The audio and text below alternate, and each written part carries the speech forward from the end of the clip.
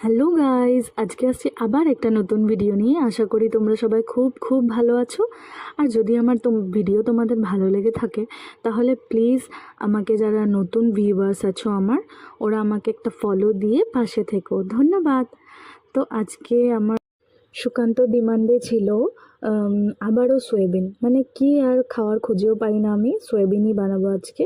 বাস সকালবেলা ওকে আমি কয়টা দিন ধরে একটু ভাত দিচ্ছি, ভারী খাবার দিচ্ছি। তো আমি সয়াবিন বানাই, যেটাই বানাই আলুটা আমরা না সিদ্ধ করে নিই সবসময়।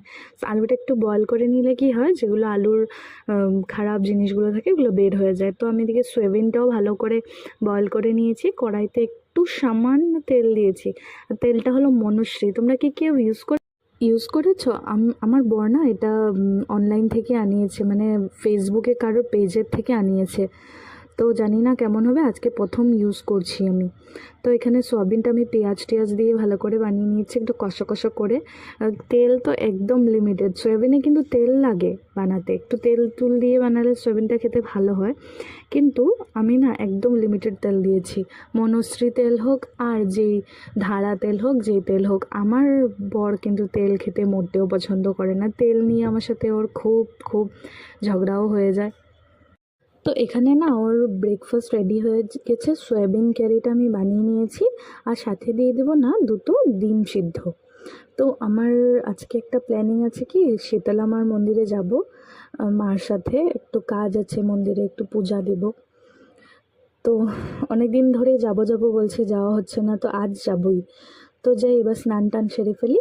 তো স্নান করে এদিকে আমি রেডিও হয়ে গেছি, চলে যাব সকাল সকাল শীতলা মার পূজা দিতে।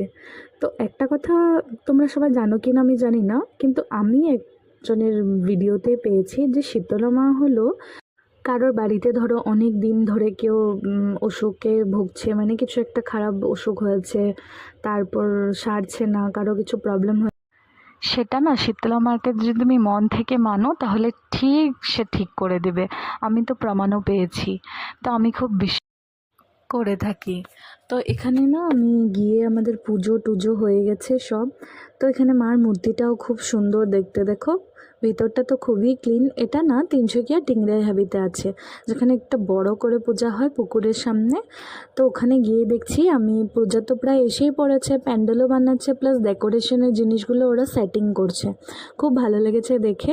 প্রথমেই দেখে নিলাম, পূজা আর ঘুরতে হবে না টিংরাই হাবি। তো আমাদের এখানে তো লাঞ্চও প্রিপেয়ার হয়ে গেছে।